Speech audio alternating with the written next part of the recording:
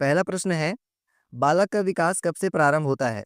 तो बालक का विकास कब से प्रारंभ हो जाता है? सही उत्तर हो जाएगा गर्भ अवस्था से। तो याद रखिएगा, बालक का विकास जो है गर्भ अवस्था से ही प्रारंभ हो जाता है। तो ऑप्शन सी हो जाएगा आपका सही उत्तर। अगला प्रश्न है, बाल विकास की पद्धति कैसी होती है? तो बाल विकास की पद्धति कैसी होती है? विज्ञानमयी। तो याद रखिएगा, बाल विकास की पद्धति कैसी होती है? विज्ञानमयी। तो ऑप्शन सी हो जाएगा आपका सही उत्तर। चलिए अगला प्रश्न है, किस आयु से किशोरावस्था प्रारंभ होती है? तो बालक में किशोरावस्था की आयु कब से प्रारंभ होती है? सही उत्तर हो जाएगा 12 वर्ष की आयु से। तो ऑप्शन बी हो जाएगा आपका सही उत्तर। चलिए अगला प्रश्न है, बाल अध्ययन का पिता किसे कहा जाता है? तो बाल अध्ययन का पिता किसे कहते हैं? सही उत्तर हो जाएगा स्टैनले हॉल को। तो याद रखिएगा, बाल विकास का पिता किसे कहते हैं? स्टैनले हॉल को। तो ऑप्शन सी हो जाएगा आपका सही उत्तर। चलिए अगला प्रश्न है, बाल विकास को सर्वाधिक प्रभावित करने वाला कारक कौन सा है? तो बाल विकास को सबसे अधिक प्रभावित कौन सा कारक करता है? सही उत्तर हो जाएगा खेल का मैदान। तो याद रखिएगा, बाल विकास को सबसे अधिक प्रभावित कौन करता है? खेल का मैदान। तो ऑप्शन सी हो जाएगा आपका सही उत्तर। चलिए अगला प्रश्न है, मनोविश्लेषण विधि का जन्मदाता किसे कहा जाता है? तो मनोविश्लेषण विधि का जन्मदाता किसे कहते हैं? फ्राइड को। तो ऑप्शन बी हो जाएगा आपका सही उत्तर। चलिए अगला प्रश्न है, किसके सिद्धांत को अवस्था का सिद्धांत कहा जाता है? तो अवस्था का सिद्धांत किसके सिद्धांत को कहते हैं? सही उत्तर हो जाएगा जीन पियाजे के सिद्धांत को। तो याद रखिएगा, अवस्था का सिद्धांत किसके सिद्धांत को कहा जाता है? जीन पियाजे के सिद्धांत को। तो ऑप्शन सी हो जाएगा आपका सही उत्तर। चलिए अगला प्रश्न है, विकासात्मक बाल मनोविज्ञान किसकी देन है? तो इसका सही उत्तर हो जाएगा जीन पियाजे। तो ऑप्शन डी हो जाएगा आपका सही उत्तर। चलिए अगला प्रश्न है, किस अवस्था को खिलौनों की आयु कहा जाता है? तो किस अवस्था को खिलौनों की आयु कहा जाता है? सही उत्तर हो जाएगा पूर्व बाल्यावस्था। तो याद रखिएगा, पूर्व बाल्यावस्था को क्या कहा जाता है? खिलौनों की आयु। तो ऑप्शन सी हो जाएगा आपका सही उत्तर। चलिए अगला प्रश्न है, सर्वप्रथम बाल विकास को किस नाम से जाना जाता था? तो बाल विकास को पहले किस नाम से जाना जाता था? सही उत्तर हो जाएगा बाल मनोविज्ञान। तो याद रखिएगा, बाल विकास को सर्वप्रथम किस नाम से जाना जाता था? बाल मनोविज्ञान के नाम से। तो ऑप्शन बी हो जाएगा आपका सही उत्तर। चलिए अगला प्रश्न है, अन्वेषण विधि का प्रतिपादन किसने किया था? तो अन्वेषण विधि का प्रतिपादन किसने किया था? सही उत्तर हो जाएगा आर्मस्ट्रांग ने। तो ऑप्शन सी हो जाएगा आपका सही उत्तर। चलिए अगला प्रश्न है, मनोसामाजिक सिद्धांत का जनक किसे कहा जाता है? तो मनोसामाजिक सिद्धांत का जनक किसे कहते हैं? स्किनर को। तो ऑप्शन बी हो जाएगा आपका सही उत्तर। अगला प्रश्न है, मनोविश्लेषण सिद्धांत का जनक किसे कहा जाता है? तो मनोविश्लेषण सिद्धांत का जनक किसे कहा जाता है? सही उत्तर हो जाएगा फ्राइड को। तो याद रखिएगा, मनोविश्लेषण का सिद्धांत किसने दिया था? फ्राइड ने। तो ऑप्शन सी हो जाएगा आपका सही उत्तर। अगला प्रश्न है, खोज विधि का जन्मदाता किसे कहा जाता है? तो खोज विधि का जन्मदाता किसे कहते हैं? आर्मस्ट्रांग को। तो ऑप्शन डी हो जाएगा आपका सही उत्तर। चलिए अगला प्रश्न है, किल पैट्रिक ने किसका प्रतिपादन किया था? तो किल पैट्रिक ने किसका प्रतिपादन किया था? सही उत्तर हो जाएगा प्रोजेक्ट प्रणाली का। तो ऑप्शन सी हो जाएगा आपका सही उत्तर। चलिए अगला प्रश्न है, किंडरगार्टन पद्धति का पितामह किसे कहा जाता है? तो किंडरगार्टन पद्धति किसने दिया था? सही उत्तर हो जाएगा फ्राबेल ने। तो ऑप्शन सी हो जाएगा आपका सही उत्तर। अगला प्रश्न है, निम्नांकित कथन किसका है? व्यवहार ही जीवन है। तो यह कथन किसका है? सही उत्तर हो जाएगा वाटसन का। तो ऑप्शन बी हो जाएगा आपका सही उत्तर। चलिए अगला प्रश्न है, बालक की किस अवस्था में संग्रह की प्रवृत्ति पाई जाती है? तो बालक की किस अवस्था में संग्रह की प्रवृत्ति पाई जाती है? सही उत्तर हो जाएगा बाल्यावस्था में। तो याद रखिएगा, बालक में संग्रह की प्रवृत्ति बाल्यावस्था से ही प्रारंभ हो जाती है। तो ऑप्शन ए हो जाएगा आपका सही उत्तर। अगला प्रश्न है, निम्न में से जेम्स का कथन है। तो इनमें से कौन सा कथन जेम्स का है? सही उत्तर हो जाएगा मनोविज्ञान चेतना का विज्ञान है। तो ऑप्शन सी हो जाएगा आपका सही उत्तर। अगला प्रश्न है, बुद्धि लब्धि का आविष्कारक किसे कहा जाता है? तो बुद्धि लब्धि का आविष्कारक किसे कहा जाता है? सही उत्तर हो जाएगा टर्मन को। तो याद रखिएगा, बुद्धि लब्धि का आविष्कारक किसे कहते हैं? टर्मन को। तो ऑप्शन डी हो जाएगा सही उत्तर। चलिए अगला प्रश्न है, जन्म से मृत्यु तक निरंतर चलने वाली प्रक्रिया को क्या कहा जाता है? तो जन्म से मृत्यु तक निरंतर चलने वाली प्रक्रिया को क्या कहते हैं? विकास। तो ऑप्शन सी हो जाएगा आपका सही उत्तर। चलिए अगला प्रश्न है, अनुभव द्वारा व्यवहार परिवर्तन ही सीखना है, यह कथन किसका है? तो इसका सही उत्तर हो जाएगा ऑप्शन सी गेट्स। तो ऑप्शन सी हो जाएगा आपका सही उत्तर। चलिए अगला प्रश्न है, स्वस्थ शरीर में स्वस्थ मस्तिष्क का निर्माण होता है, यह कथन किसका है? तो इसका सही उत्तर हो जाएगा ऑप्शन डी अरस्तु।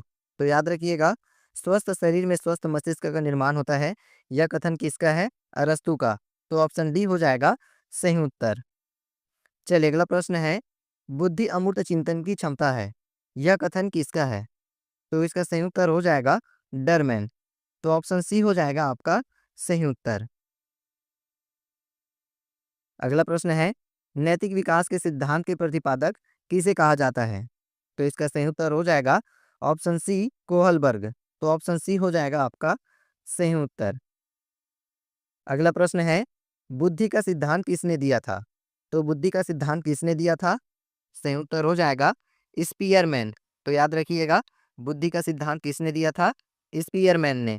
तो ऑप्शन बी हो जाएगा आपका सही उत्तर। चलिए अगला प्रश्न है, देखना सुनना और समझना किस विधि पर आधारित है?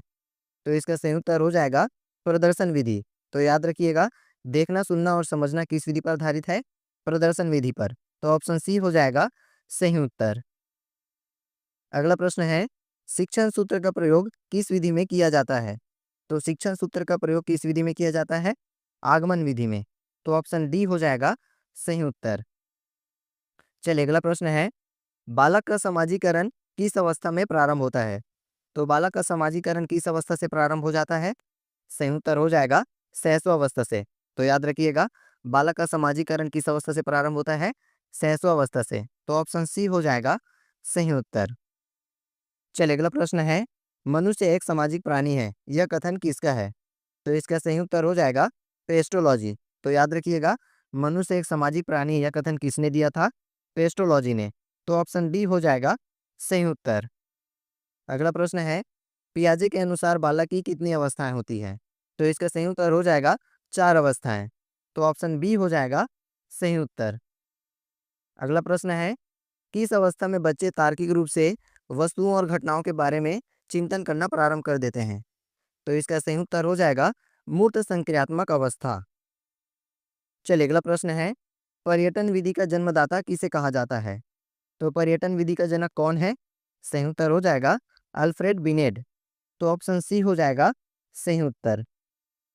चलिए अगला प्रश्न है, ह्यूरिस्टिक विधि का जनक किसे कहा जाता है? तो ह्यूरिस्टिक विधि का जनक किसे कहा जाता है? सही उत्तर हो जाएगा आर्मस्ट्रॉन्ग को। तो ऑप्शन सी हो जाएगा सही उत्तर। अगला प्रश्न है, किस विधि को पढ़ाने की सबसे अच्छी विधि मानी जाती है? तो किस विधि को पढ़ाने की सबसे अच्छी विधि मानी जाती है? सही उत्तर हो जाएगा प्रोजेक्ट प्रणाली को। तो याद रखिएगा, पढ़ाने की सबसे अच्छी विधि कौन सी है? प्रोजेक्ट प्रणाली। तो ऑप्शन सी हो जाएगा सही उत्तर। चलिए अगला प्रश्न है, किस वैज्ञानिक ने सर्वप्रथम चूहे पर प्रयोग किया था? तो किस वैज्ञानिक ने चूहे पर सर्वप्रथम प्रयोग किया था? सही उत्तर हो जाएगा स्किनर ने। तो याद रखिएगा, किस वैज्ञानिक ने सर्वप्रथम चूहे पर प्रयोग किया था? स्किनर ने। तो ऑप्शन बी हो जाएगा आपका सही उत्तर। चलिए अगला प्रश्न है, बुद्धि को मापने की मनोवैज्ञानिक प्रयोगशाला कहाँ स्थित है? तो इसका सही उत्तर हो जाएगा जर्मन में। तो ऑप्शन ए हो जाएगा आपका सही उत्तर। चलिए अगला प्रश्न है, सृजनात्मक मुख्य रूप से किससे संबंधित है? तो इसका सही उत्तर हो जाएगा अपसारी चिंतन से। तो ऑप्शन सी हो जाएगा आपका सही उत्तर। चलिए अगला प्रश्न है, केवल एक तरीके से सोचना क्या कहलाता है? तो केवल एक तरीके से सोचने को क्या कहते हैं? अभिसारी चिंतन। तो ऑप्शन बी हो जाएगा आपका सही उत्तर। चलिए अगला प्रश्न है, बच्चों की बुद्धि और विकास के अध्ययन की सबसे अच्छी विधि कौन सी है? तो इसका सही उत्तर हो जाएगा विकासीय विधि। तो ऑप्शन सी हो जाएगा सही उत्तर। चलिए अगला प्रश्न है, किस आयु में बालक हिंदी अक्षरों को पहचानना प्रारंभ कर देता है? तो किस आयु में बालक हिंदी अक्षरों को पहचानना प्रारंभ कर देता है? सही उत्तर हो जाएगा 5 वर्ष की आयु में। तो ऑप्शन बी हो जाएगा सही उत्तर। चलिए अगला प्रश्न है, गर्भ में बालक को विकसित होने में कितना समय लगता है? तो इसका सही उत्तर हो जाएगा 280 दिन। तो याद रखिएगा, गर्भ में बालक को विकसित होने में कितना समय लगता है? 280 दिन। तो ऑप्शन सी हो जाएगा सही उत्तर। चलिए अगला प्रश्न है, प्रिंसिपल ऑफ साइकोलॉजी पुस्तक किसकी है? तो इसका सही उत्तर हो जाएगा विलियम जेम्स। तो ऑप्शन बी हो जाएगा आपका सही उत्तर। चलिए अगला प्रश्न है, प्रश्नोत्तर विधि का जनक किसे कहा जाता है? तो प्रश्नोत्तर विधि का जनक किसे कहते हैं? सही उत्तर हो जाएगा सुकरात को। तो ऑप्शन सी हो जाएगा आपका सही उत्तर। अगला प्रश्न है, बुद्धि परीक्षण का जनक किसे कहा जाता है? तो बुद्धि परीक्षण का जनक किसे कहते हैं? सही उत्तर हो जाएगा अल्फ्रेड बिनेट को। तो ऑप्शन बी हो जाएगा आपका सही उत्तर। चलिए अगला प्रश्न है, बुद्धि शब्द का प्रयोग सर्वप्रथम किसने किया था? तो बुद्धि शब्द का प्रयोग सर्वप्रथम किसने किया था? सही उत्तर हो जाएगा गाल्टन ने। तो याद रखिएगा, बुद्धि शब्द का प्रयोग सर्वप्रथम किसने किया था? गाल्टन ने। तो ऑप्शन सी हो जाएगा आपका सही उत्तर। चलिए अगला प्रश्न है, भारत में सर्वप्रथम बुद्धि का परीक्षण कब किया गया था? तो इसका सही उत्तर हो जाएगा 1922 में। तो याद रखिएगा, बुद्धि का सर्वप्रथम परीक्षण कब किया गया था? 1922 में। तो ऑप्शन डी हो जाएगा आपका सही उत्तर। चलिए अगला प्रश्न है, सीखने की प्रक्रिया में सीखने का स्थानांतरण हो सकता है? तो इसका सही उत्तर हो जाएगा सकारात्मक। तो ऑप्शन सी हो जाएगा आपका सही उत्तर। चलिए अगला प्रश्न है, सीखने का नियम किसने दिया था? तो सीखने का नियम किसने दिया था? थार्नडाइक ने। तो याद रखिएगा, सीखने का नियम किसने दिया था? थार्नडाइक ने। तो ऑप्शन सी हो जाएगा आपका सही उत्तर। चलिए अगला प्रश्न है, निम्न में से कोहलबर्ग का सिद्धांत है? तो इनमें से कोहलबर्ग का सिद्धांत कौन सा है? सही उत्तर हो जाएगा नैतिक विकास का सिद्धांत। तो याद रखिएगा, कोहलबर्ग ने कौन सा सिद्धांत दिया था? नैतिक विकास का सिद्धांत। तो ऑप्शन बी हो जाएगा आपका सही उत्तर। तो चलिए इस वीडियो में बस इतना ही। इस वीडियो में हमने टोटल 50 क्वेश्चन कवर किए जो अक्सर एग्जाम में पूछे ही जाते हैं। तो वीडियो कैसा लगा कमेंट करके बताइएगा। और